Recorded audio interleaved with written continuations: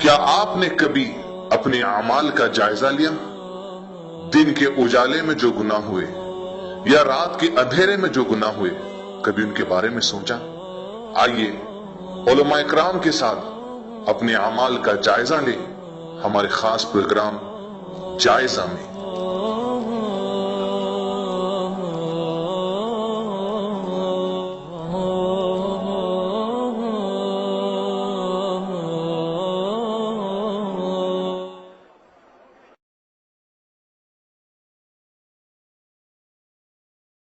إن الحمد لله نحمده ونستعينه ونستغفره ونؤمن به ونتوكل عليه ونعوذ بالله من شرور أنفسنا ومن سيئات أعمالنا من يهده الله فلا مضل له ومن يضلله فلا هادي له وأشهد أن لا إله إلا الله وحده لا شريك له وأشهد أن محمدا عبده ورسوله أما بعد لا تدركه الأبصار وهو يدرك الأبصار وهو اللطيف الخبير اللهم أنت الأول فليس قبلك شيء وأنت الآخر فليس بعدك شيء بسم الله الرحمن الرحيم رب اشرح لي صدري ويسر لي أمري واحلل عقدة من لساني يفقهوا قولي۔ قابل احترام بزرگوں، خواتین اور عزیز نوجوان ساتھی، اللہ سبحانہ و تعالیٰ جو رب العالمین ہے، اس نے اس کائنات کو بنایا، انسانوں کو بنایا اور انسانوں کے جہاں میں بھیج دیا، اور انسانوں کی رہنمائی کے لیے کہ انسان کس طرح اپنی زندگی گزارے پیغمبروں کے ذریعے صحیح پر کتابیں بھیجتا رہا، اور پیغمبروں کا یہ سلسلہ آدم علیہ السلام سے شروع ہوا اور یہ نبی محمد صلی اللہ علیہ وسلم پر ختم ہوا،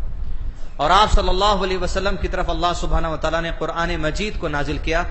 تاکہ اس قرآن مجید میں جو احکامات، جو ہدایتیں، جو نصیحتیں اللہ سبحانہ و تعالیٰ نے نازل کی ہیں، اس کے مطابق میں اور آپ اور قیامت تک آنے والی جتنی لوگ ہیں، ہم سب اپنی زندگی گزار کر دنیا اور آخرت میں کامیابی حاصل کر لیں۔ زندگی کے اس سفر میں میرے اور آپ کی رہنمائی کے لیے اللہ سبحانہ و تعالیٰ نے قرآن مجید عطا کر دی،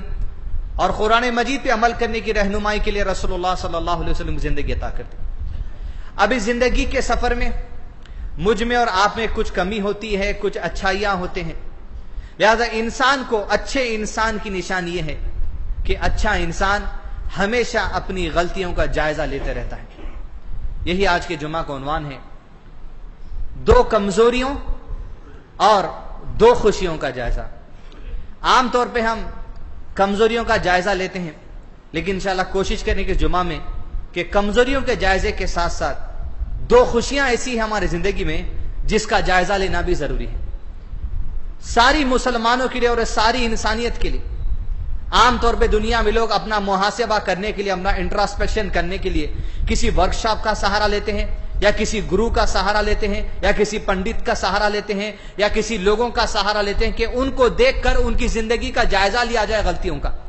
لیکن ایک مسلمان کے لیے جائزہ لینے کے لیے جو سب سے عمدہ چیز اللہ سبحانہ و تعالیٰ نے عطا کی ہے، اس کے بارے میں رسول اللہ صلی اللہ علیہ وسلم نے فرمایا فَإِنَّ خَيْرَ الْحَدِيثِ كِتَابُ اللَّهِ وَخَيْرَ الْهَدِيِ هَدْيُ مُحَمَّدٍ صلی اللہ علیہ وسلم۔ سب سے بہترین بات اگر تم جائزہ لینا چاہتے ہو اپنا، فَإِنَّ خَيْرَ الْحَدِيثِ كِتَابُ اللَّهِ، وہ اللہ کی کتاب سے اپنا جائزہ لے لو، وَخَيْرَ الْهَدِيِ هَدْيُ مُحَمَّدٍ صلی اللہ علیہ وسلم، اور اللہ کی کتاب کے بعد اگر سب سے بہتر رہنمائی اس زمین کی چھاتی پر ہے تو پیارے نبی محمد رسول اللہ صلی اللہ علیہ وسلم کی زندگی ہے۔ اپنی غلطیوں کا جائزہ لینا چاہتے ہو، اپنی کمزوریوں کا جائزہ لینا چاہتے ہو، اپنی خوشیوں کا جائزہ لینا چاہتے ہو تو قرآن سے لو اور رسول اللہ صلی اللہ علیہ وسلم کی زندگی سے اپنا جائزہ لو۔ آئیے جائزے کی طرف میں سب سے پہلے دو کمزوریوں کا جائزہ لیتے ہیں جو مجھ میں اور آپ میں ہیں۔ سب سے پہلی کمزوری میرے اندر بھی، شاید آپ کے اندر بھی، اوپری سطح سے دیکھا جو لگ بھگ ہر مسلمان کے اندر یہ بات پائی جاتی ہے، الا یہ جسے اللہ چاہے۔ انتہائی بڑی کمزوری اس وقت میرے اور آپ کے اندر آج یہ آ چکی ہے، جو کچھ دین کا علم حاصل کر لیے وہی بہت کچھ ہے سمجھ رہے ہیں۔ جو کچھ دین کا علم آج مجھے حاصل ہے، یا جو کچھ دین کا علم آج آپ کو حاصل ہے، سب سے بڑی غلط فہمی میرے اور آپ کے اندر یہ ہوگی، سمجھ رہے بہت زیادہ علم حاصل ہو گیا، سینے پہ ہاتھ بندھنے کا طریقہ آ گیا تو سمجھ رہے بہت بڑا علم ہے، پیر سے پیر نماز میں جماعت بنا کر کھڑنے کا طریقہ ہم کو علم معلوم ہو گیا، حدیث معلوم ہو گیا، تو سمجھتے ہیں بہت بڑا علم ہے۔ 2 منٹس کے اندر کسی غیر مسلم کو دعوت دینے کا اگر ہمارے اندر علم آ گیا تو سمجھتے ہیں بہت بڑا علم حاصل ہو گیا۔ نماز مسجد میں آ کے پڑھنے کا جو سو ہم اگر طریقہ جان لیں تو ہم سمجھتے ہیں بہت بڑا علم حاصل ہو گیا۔ انتہائی بڑی غفلت اور کمزوری آج میرے اور آپ کے اندر یہ آ چکی ہے کہ تھوڑا سا جو کچھ علم حاصل ہو گیا سمجھنے میں بہت سارا علم ہے، لیکن اگر اپنے پنے کھولے جا علم کے، آپ کا جائزہ لے لیجئے۔ کبھی دوست احباب میں گفتگو کی تھی، بھائی وہ حدیث معلوم، وہ بہت پہلے سنا تھا۔ بھائی آپ کو یہ معلوم، بھائی ایک بار واٹس ایپ پہ آئی تھی مجھے ڈیلیٹ کر دی۔ بھائی آپ کو اس مسئلے میں کچھ معلوم، سنا تھا، ایک بہت بڑے تفصیل میں پڑھا تھا، ابھی آئیڈیا نہیں ہے اتنا۔ دین کا علم ایسا ہو گیا ہمارا، ادھورا ادھورا لے لیے، ادھورا ادھورا سن لیے، ادھورا ادھورا عمل کر لیے۔ پورا معاملہ دینی مزاج کا جیسا بن کے چکا، 50-50۔ نماز پڑھ رہے، نماز میں جتنے ارکان ہیں بہت کم ارکان ہوں گے جس کے دلائل ہم کو معلوم ہے۔ کئی ارکان ایسے کوئی نور بھائی کو دیکھ کے سیکھ لیے، کئی ارکان ایسے فلاں بھائی کو دیکھ کے سیکھ لیے، کئی ارکان ایسے فلاں عالم صاحب کو دیکھ کے سیکھ لیے، کئی ارکان ایسے ہمارا دوست عباد الرحمان میں جاتا انہیں ایسا پڑھتا اس کو دیکھ کے سیکھ لیے۔ آج علم کا مزاج میرے اور آپ کی ہو گیا مدلل علم، پختہ علم، دلائل پر مبنی علم آج امت حاصل کرنا نہیں چاہتی، سیکھنا نہیں چاہتے۔ قرآن کا ترجمہ کب پڑھے سوچ لیجئے آپ، اگر اس رمضان میں جو گزرا نہیں پڑھے تو اس کے بعد کب پڑھے سوچ لیجئے، اگر گزشتہ رمضان میں پڑھے تو رمضان ختم ہونے کے بعد آج تک آج اب میں قرآن کا ترجمہ پڑھے کہ آپ اندازہ لگا لیجئے۔ دین کا علم سمجھ رہے ہیں جو مل گیا بس مل گیا۔ موسیٰ علیہ السلام کے بارے میں تفسیر العصرون بیان میں آیا، کسی ساحل سے موسیٰ علیہ السلام نے کہہ دیا، دیکھیں ایک طرف نبی ہے ایک طرف میں اور آپ ہے، کسی ساحل سے موسیٰ علیہ السلام نے ایک دن کہہ دیا کہ اس وقت زمین پر مجھ سے بڑا عالم نہیں ہے۔ اللہ تعالیٰ سن لیے، وہی نازل ہو گئے، بولے موسیٰ کس بات کا دعویٰ آپ کر دیے کہ آپ سے بڑا عالم نہیں ہے؟ چلیے سفر کے لیے نکلے یوشع علیہ السلام کے ساتھ، ہمارا ایک بندہ ہے خضر، ذرا اس سے ملو تو صحیح، ایسی ایسی باتوں کا ہم علم اس کو دے چکے، تم نبی رہتے ہوئے تم کو علم نہیں ہے، ہم وہ علم تو اس کو عطا کر چکے، ذرا نکلو خضر کے پاس۔ خضر علیہ السلام کے بعد جا کے علم حاصل کرے، جائزہ لینے کی ضرورت ہے۔ کچھ واٹس ایپ کی حدیث سن لیے، کچھ پڑھ لیے، کھٹا میٹھا، ادھورا ادھورا سننا، ادھورا ادھورا پڑھنا، ادھورا ادھورا عمل کرنا، کنفرم نہیں آپ کو کوئی عمل آپ کا،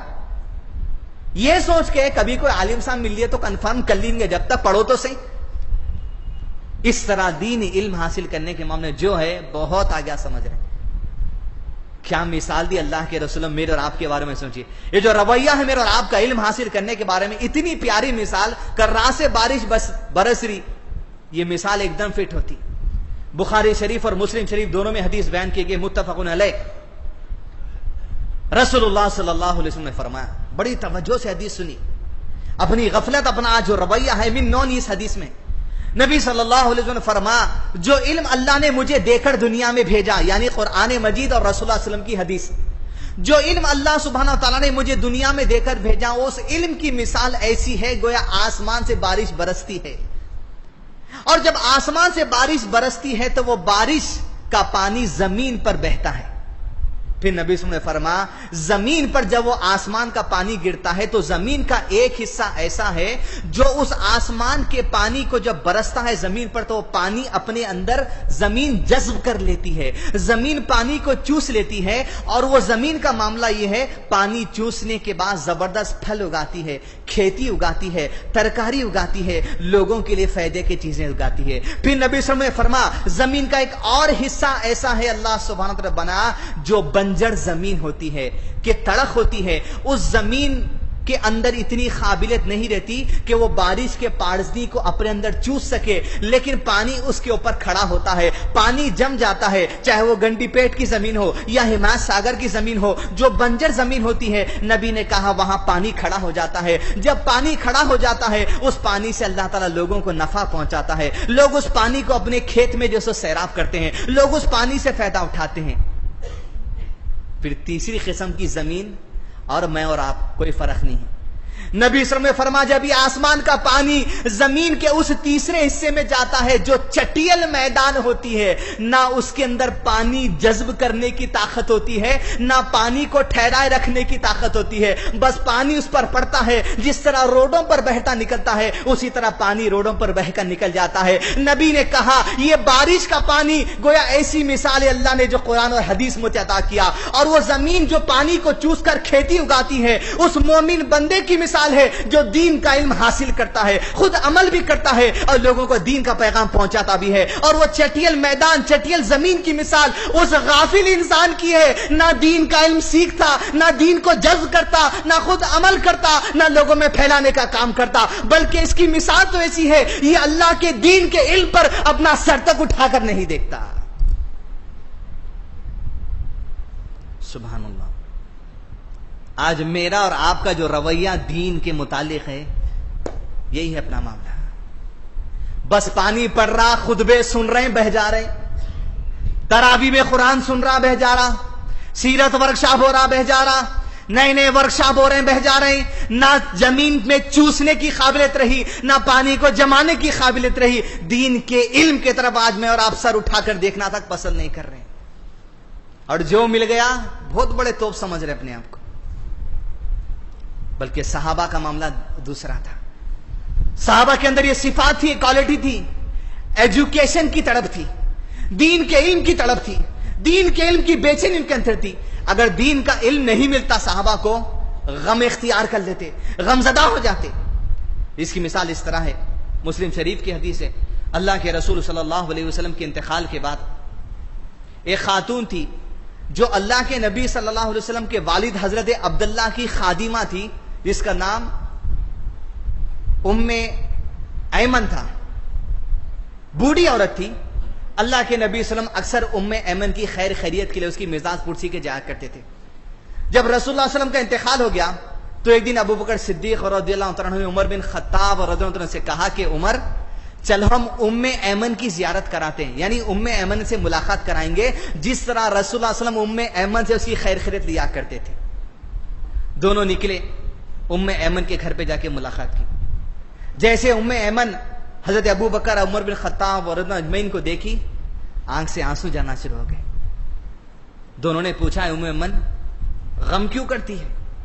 رسول اللہ صلی اللہ علیہ وسلم کا انتقال ہو گیا تو غم میں آنسو کیوں بہاتی ہے؟ کیا تجھے نہیں پتا کہ دنیا میں جو کچھ اللہ تعالیٰ نے رسول اللہ صلی اللہ علیہ وسلم کو عطا کیا تھا اس سے بہتر اللہ تعالیٰ آخرت میں عطا کرنے والا ہے؟ ام ایمن کیا جواب دیتے، کہتی ہیں عمر ابو بکر یہ مت سمجھو کہ مجھے اس بات کا احساس نہیں ہے کہ اللہ کے نبی صلی اللہ علیہ وسلم کو اللہ نے جو دنیا میں دیا تھا اس سے زیادہ آخرت میں ہے، بلکہ میرے آنسو اس وجہ سے نکل رہے ہیں، ایجوکیشن کی اہمیت، دین کی اہمیت کا اندازہ لگائیے، بلکہ میرے آنسو اس وجہ سے نکلتے عمر ابو بکر، اس لیے کہ اب آسمان سے وحی کا سلسلہ بند ہو چکا ہے، اب ایجوکیشن آنے والی نہیں ہے، اب تعلیم آنے والی نہیں ہے، اب رہنمائی آنے والی نہیں ہے، اب ہدایت